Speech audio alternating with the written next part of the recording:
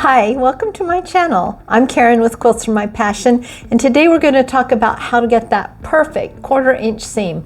That's a basic beginning skill that I teach all the time, and it's always a tricky thing in the beginning, but I think I have some tips and tools today that are going to take the mystery out of it and help you get that perfect 1/4 inch seam ready for your next quilt. It's going to definitely help improve your quilting and be able to take you to the next level. You might be wondering why it's so important that every quilter talks about a 1/4 inch seam or a scant 1/4 inch seam. Today we're going to get that perfect 1/4 inch seam on your machine, but let me tell you why you need it. Our seam allowances in quilting are at a 1/4 inch. That gives you just a very small seam allowance, and if you are off in any way, that can transfer into blocks being either too small or too large, not lining up, and you have problems with your points matching as well. So you want to make sure you get that 1/4 inch seam mastered, and then you can increase your quilting skills exponentially. So to start off with, today I'm on my FOF Creative Icon, and I realized not everybody's going to have a big machine like this, and that's okay because we're going to still talk about the things that are going to apply.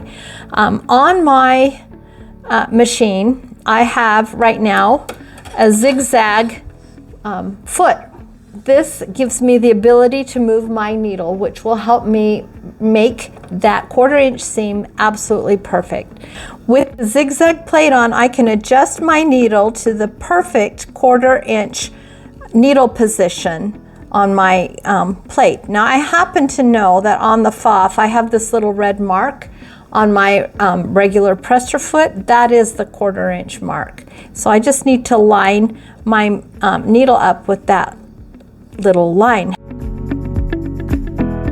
However, I also have a couple of ideas to help you know if you've got it just right. I have a seam gauge. This is by Ideal, and it comes, or you can purchase a guide like this. First we need to get that needle position set up. So I'm going to come here, and I have some options. I should first show you these options. We have an 1/8 of an inch, which is super tiny. We have a scant 1/4 inch, and then we have a 1/4 inch. There's a lot of debate in the quilting world over whether you want a 1/4 inch or a scant 1/4 inch, and I'll talk about that in just a minute. First, we're going to set our needle. Now carefully, I'm dropping my needle through the hole, and I'm using my flywheel on the side of my machine, and then I can drop my presser foot, and I can see that I am lined up perfectly now with the edge of my presser foot for that 1/4 inch seam. Okay, hangs out just a little bit, but that, if I want to adjust it, I also know one more click on my machine is going to give me that scant 1/4 inch. You're going to use a 1/4 inch or a scant 1/4 inch depending on how thick your fabric is and how thick your thread is. I recommend using a 50 weight thread for most of your quilting / piecing needs. If you're going to quilt your quilt, you might want to use either a heavier or a finer weight, but I have so fine 50 weight in my machine right now. Now if I don't have that seam gauge, I can do a couple of things. This is actually, I call this an antique because it's from my mother's sewing box, and it literally from my mom's sewing box. So it's an old sewing gauge, seam gauge, and at this point I can drop this down and line this up with my needle to get that. So I might need to adjust the needle to the edge of my presser foot, and you can see, let me raise my presser foot again. If I do that and bring the needle down, it's hitting. I can see that it's hitting, so it's not quite where I need it to be. So at that point, you just play with your needle till it just touches that gauge, and then drop it down. And I have it marked. Let me pull that out again.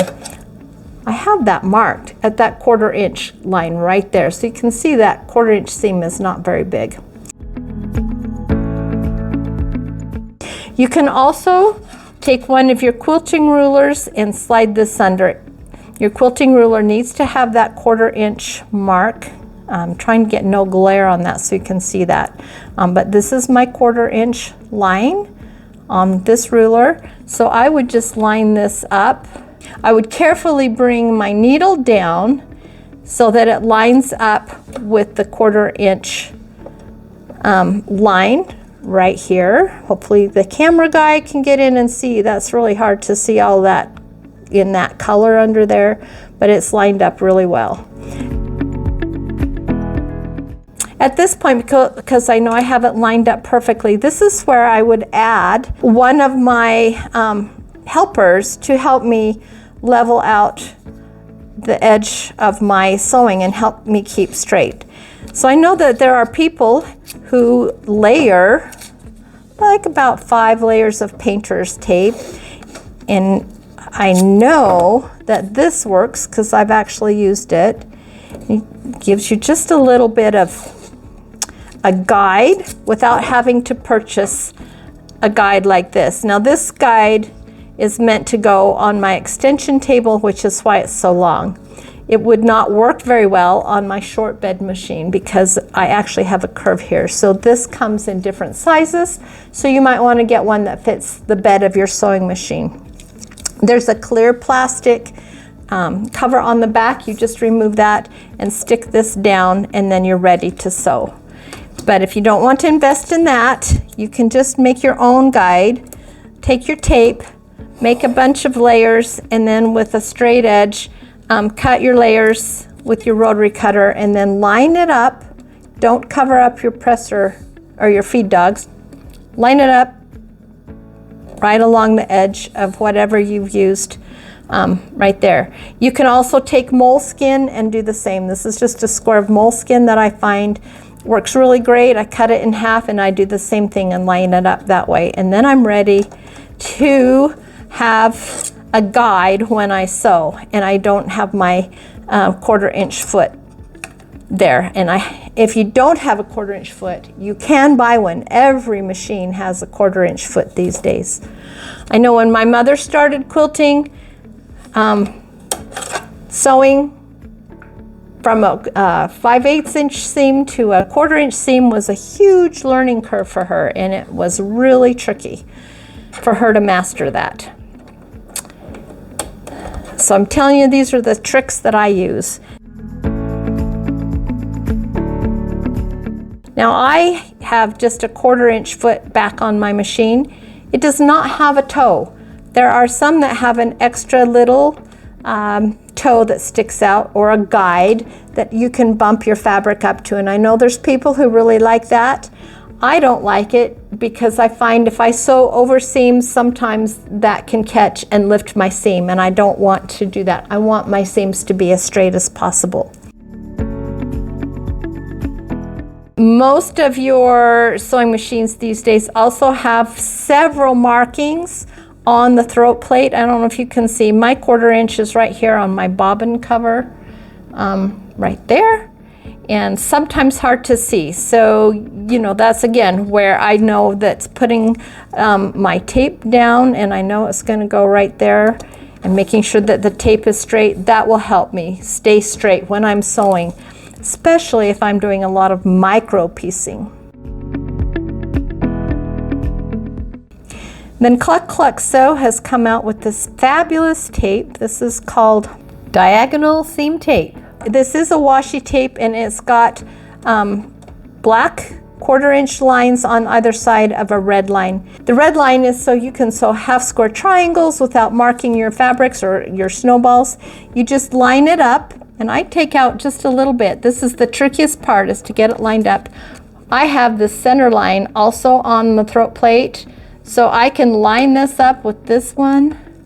And it might take 2 or 3 tries, and then you just pull it and keep it straight. And you can extend that as long as you need. This just stays on your sewing machine until you have to change your bobbin, if you have a top load bobbin, like I do. All right, I've had that roll of the Cluck Cluck Sew tape a long time. It lasts a long time.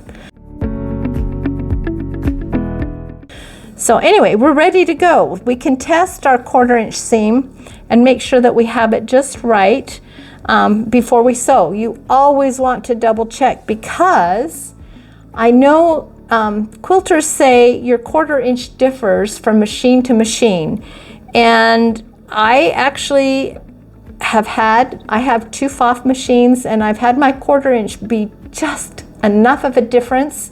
It might be only 2 threads of fabric width, but that can skew the whole quilt. So you always want to make sure you get a true 1/4 inch on any machine, and then you don't have to worry about jumping from machine to machine if you have to. Say you start a quilt and you're starting it in a class, and you come home and you're going to sit on your bigger machine that you don't like to move.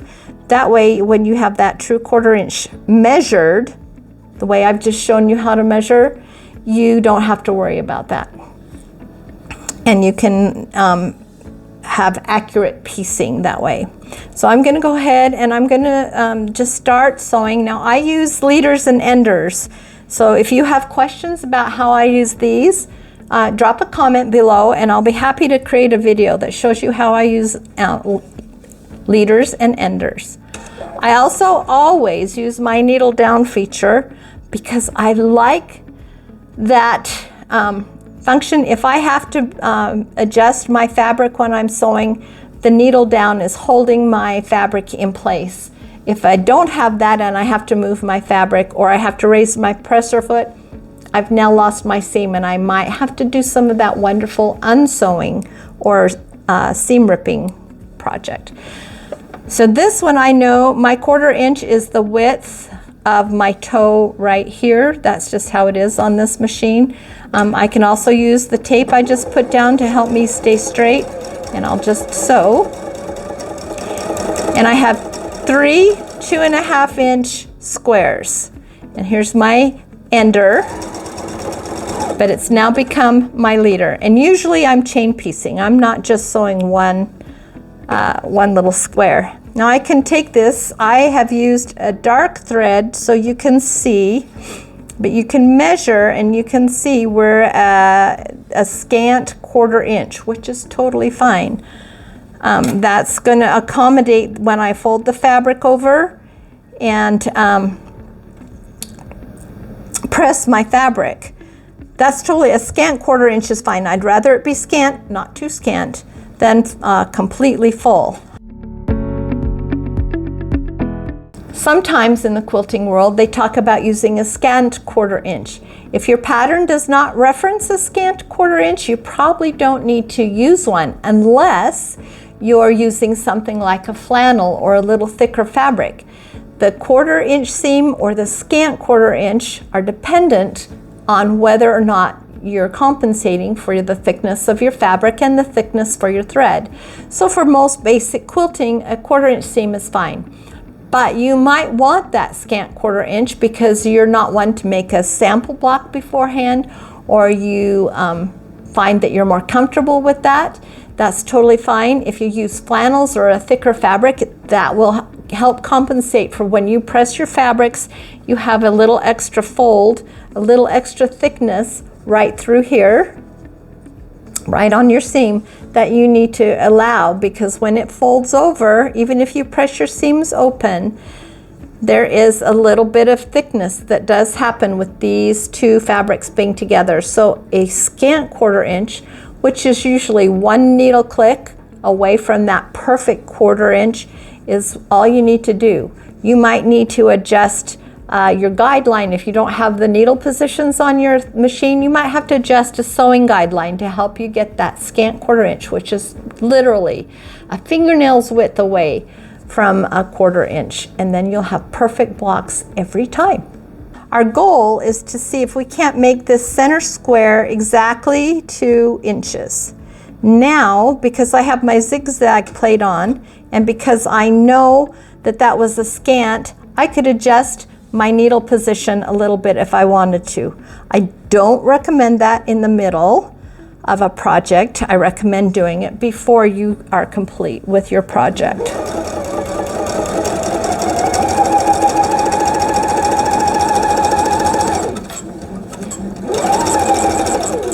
Okay, So now I would take this over and I would press it as I normally do, or I can finger press it. I have one already pressed that's identical. I tend to press to the dark side of the fabric, so I'm pressed to the center. Let's just measure this and see if we are 2 inches.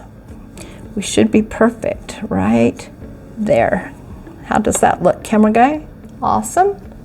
All right, is there too much glare from the light? I can put it down here. I know, the lighting on this machine is fabulous. Let's move this over here where there's not so much light. And you can see I have a perfect 2-inch center square because we took a 1/4 inch off of this side and a 1/4 off of this side. Now I have 2 inches, and I know my 1/4 inch is sewing perfectly, and I'm ready to completely sew my next quilt. So I hope that helps you get your 1/4 inch figured out on your machine. Every machine is different. I do go through when I teach my classes and set every student's machine, believe it or not, I do. So they know where their 1/4 inch sweet spot is on their machine. Thanks for watching. If you like what you saw, be sure to subscribe, and I'll see you next time. Bye-bye. Don't forget to grab my list of top 10 favorite tools for beginning quilters.